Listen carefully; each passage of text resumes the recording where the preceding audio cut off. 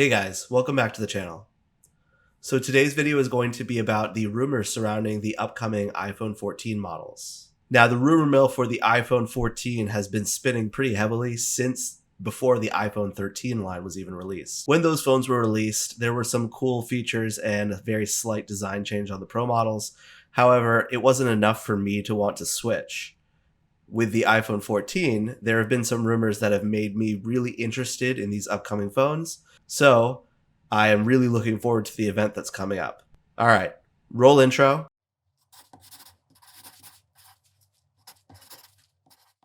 And let's get started. So the next Apple event is called Far Out, and it's going to be taking place on Wednesday, September 7th. Now, it is a little bit strange for an Apple announcement event to be taking place on a Wednesday. However, that week is Labor Day weekend in the US, so Monday is going to be a holiday, so it actually makes sense that they're pushing it later this time. Now, at this event, we are expecting there to be not only iPhone 14, and then also new Apple Watches and new AirPods Pro. Now, I'm really mostly interested in the iPhones, so that's what I'm going to be mainly covering today, but I will give a little bit of time at the end to the new Apple Watch models and the AirPods Pro. Now, as always, I like to give credit where it is due. These rumors are aggregated from other sites like Mac Rumors, 9to5Mac, Apple Insider, and then even other YouTubers like Luke Miani and Daily Tech.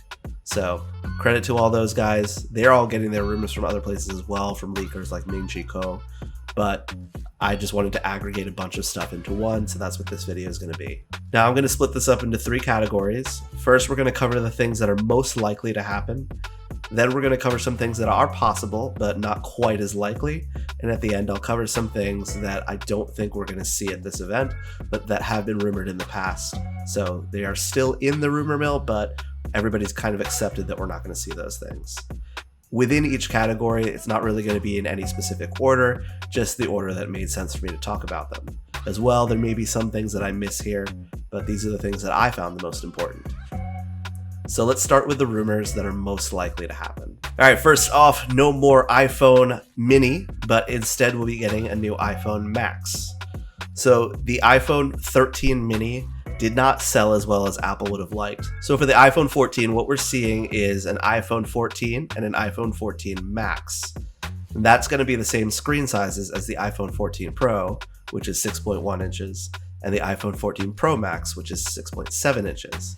There's a possibility that the iPhone 13 mini will still remain in the lineup as the lowest end iPhone other than the iPhone SE, but we're not sure about that right now. It happened with the XR when they released the 11s, that the XR was still available for a little bit, but again, that's really not important. The cool thing is that now, instead of just a regular iPhone and then a smaller iPhone, we're going to get a regular iPhone and an iPhone 14 that is the same size as the Pro Max, but with the 14 features and at a lower price.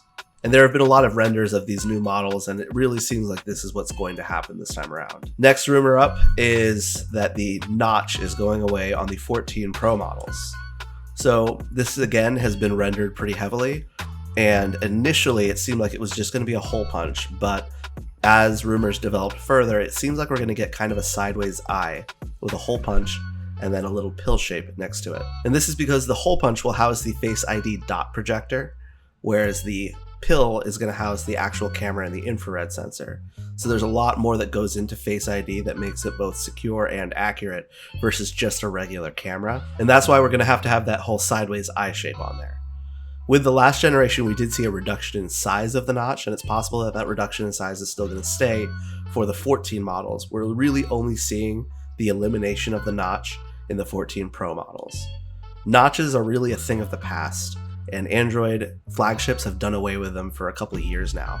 So it's going to be really good to see Apple finally catching up with this. However, the notch real estate isn't that much useful real estate, so it's going to be interesting to see what developers do with that. Next up is another Pro rumor. So this is going to be 8K video and a 48 megapixel sensor for the iPhone 14 Pro and 14 Pro Max.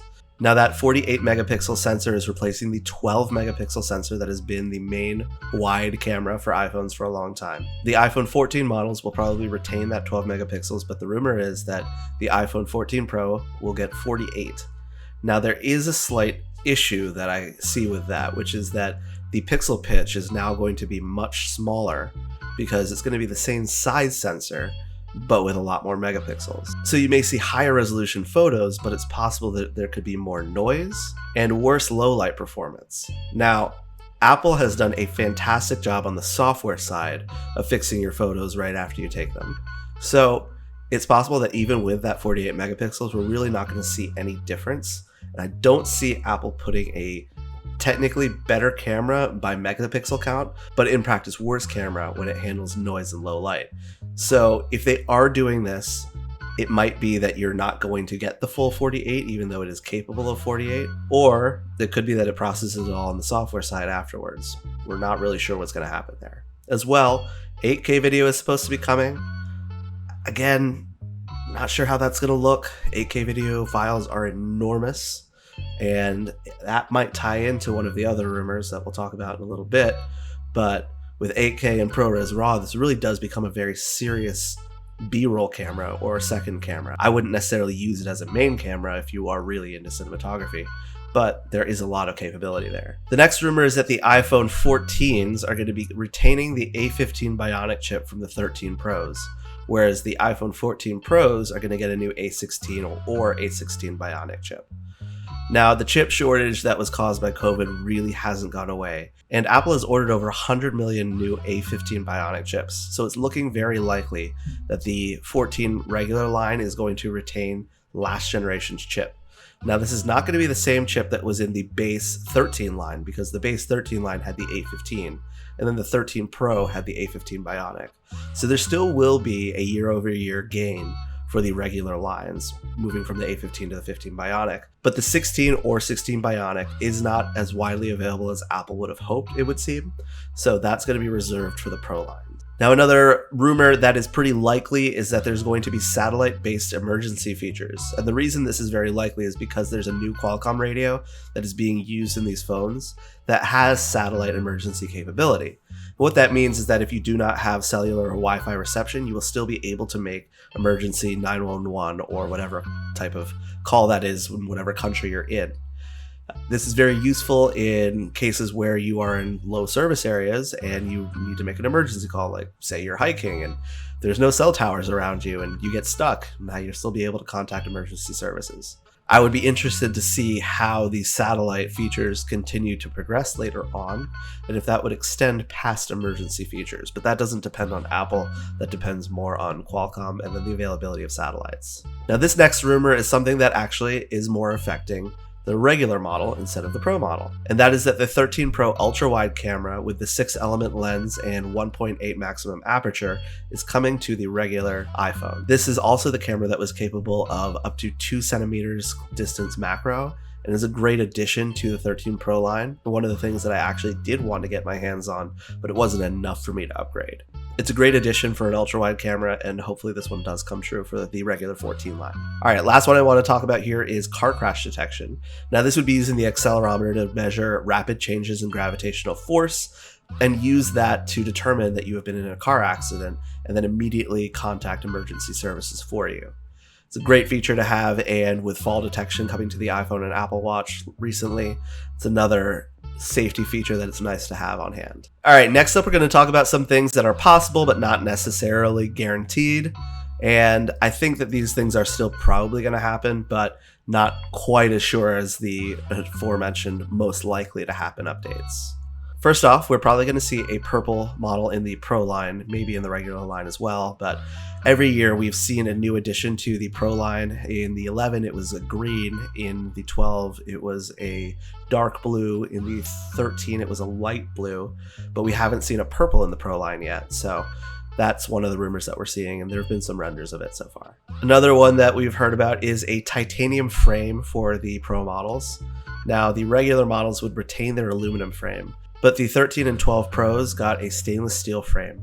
Now, changing that stainless steel out for a titanium frame would cause the phone to be more durable while also being lighter.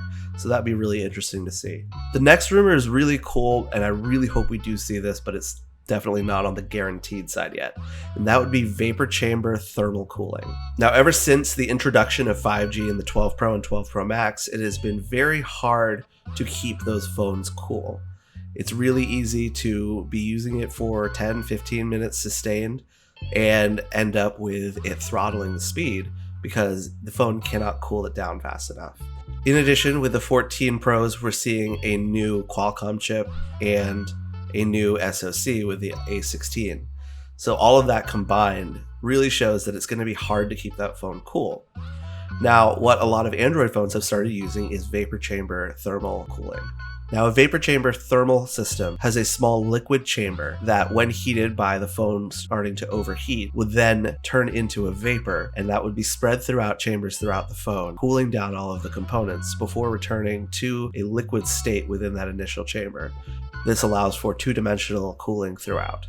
So introducing this into the iPhone would allow you to not only use your phone under load for longer periods and prevent throttling, but also being able to hold your phone comfortably, because without some more thick cases and just holding a phone as it is when it gets hot, it's really tough to use. All right, next up, we are hearing rumors of an always-on display for the Pro line. Now, there have been some leaks of this within the betas, that there is a feature that could come to the Pro line of an always-on display. And what that means is that even when you turn your phone off, some small amount of information like the time or maybe some notification images might show up. Now, when the iPhones introduced AMOLED displays, they also introduced dark mode, which allowed you to change to a darker theme. But with an AMOLED display, the phone can automatically turn off the black pixels. So it actually was a huge battery saver. But in addition to this, we're seeing new LTPO displays, which is what is required to have an always-on display. So the features are there in the beta. The screens are there in the Pro line. We have the AMOLED that already with the dark mode. So it really looks like this is something that is coming. But again, it's not guaranteed yet. Always-on displays have been in the Apple Watches for a couple of years now, so Apple does know how to do this. Now, we probably won't see this in the regular iPhone 14 lines, but maybe we will in the next version, the iPhone 15. All right, the last thing, I said I would relate back the 8K video to another rumor later on. So the last thing in this section is that we may see a 2TB model. Now, last generation, we did get a 1TB Pro model. With a 2TB model, we'd be able to not only handle the large size of those 8K video files, but also, since we got ProRes RAW on the iPhone, ProRes RAW 8K video files are going to be insanely large. So you really would need a huge amount of storage to be able to handle that. A 2TB model just seems like it could be in the cards if we're getting 8K. All right, the last set of rumors are things that we had been seeing since the 13, actually.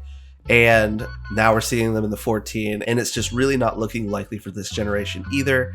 Maybe we'll get these with the 15, but I want to mention them just in case we do get them with the 14 line. First up is iPhones without charging ports. Now, I hate this idea, but this has been rumored for a long time, ever since they reintroduced MagSafe, which wasn't really MagSafe for the iPhones, but it is for MacBooks. But the MagSafe that they introduced for iPhones would be the only charging system if they removed charging ports. I do not have any MagSafe chargers. I don't like the idea of having to use a MagSafe charger rather than a regular charger. And I really like the next rumor more than this one. So the next rumor is that this is the generation where we see USB on the iPhones. And this would be probably just with the Pro models first before coming to the 14s. As it was with the iPad Pro, before it started to trickle down to the iPad Air and then the iPad Mini. The regular iPad still uses a Lightning port, but when we do see that upgraded, maybe in October, or maybe this time around, it's possible, but not likely. But when the iPad does get updated, that's probably going to be the last of its line and get the USB-C. So when the iPhones do get USB-C, I would expect that Pros would get it first. However, it doesn't seem like that's going to happen this time. I'm really all on board for this, and Europe actually has been pushing for this heavily, with legislature pushing for a universal charging system for all major devices. When this does happen, it is highly unlikely that Apple is going to manufacture US and European versions of phones, and instead just move all of them to USB-C, but they'll make this as slow of a transition as possible considering how much they have invested in Lightning. So I would expect to see this first maybe in the 15 Pro, but it doesn't seem like it's coming this year. All right, the last thing that was rumored was that the 14 regular line is going to get ProMotion displays. In the 13 Pro line, there was a ProMotion or 120 Hz refresh rate screen introduced. However, they did not introduce that for the 13 line, so the thought was that maybe in the 14s, the trickle down would finally happen, and the regular 14 line would get ProMotion displays.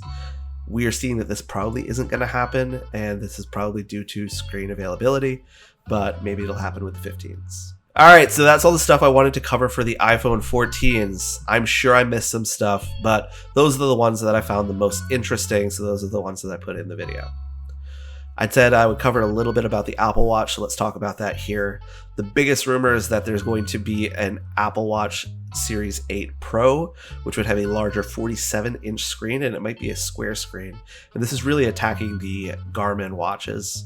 So it's going to be a more rugged design, maybe a titanium case like we had rumored with the iPhone 14 Pros. And with that bigger screen and the titanium case, it's going to be really easy to use and see in rugged scenarios. So that would be cool. We'd also possibly be getting better battery life even over the regular 8 model, but the same S8 chip. Now with the regular Apple Watch Series 8, it's possible that we're going to get that S8 chip. Also could be the S7 chip, we'll have to see. And there's probably going to be improved battery life in this as well. The other thing that might come to the Apple Watch Series 8 is a body temperature sensor, but it doesn't look like it's going to be an on-demand body temperature sensor, more so that it would just warn you when your body temperature rises or falls to extreme levels.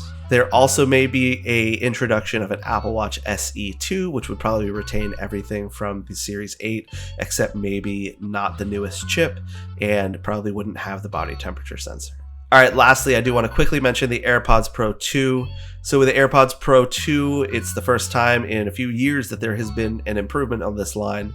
However, it's not a huge improvement in my eyes. You'd be getting Bluetooth 5.2, maybe an improved case design where you'd be able to track it easier. Now with that Bluetooth 5.2, you would get improved audio for phone calls and for some higher bitrate music, but we're not going to get totally lossless audio like was originally rumored for these headphones. After I lost my own AirPods Pro, I was holding out for a little bit to see what the rumors were going to be for the AirPods Pro 2. I was really hoping for a stemless design and much better features, but it seems like there's slight improvements on the features and the design is actually remaining the same, so I'm actually glad that I went with my Beats Fit Pro instead.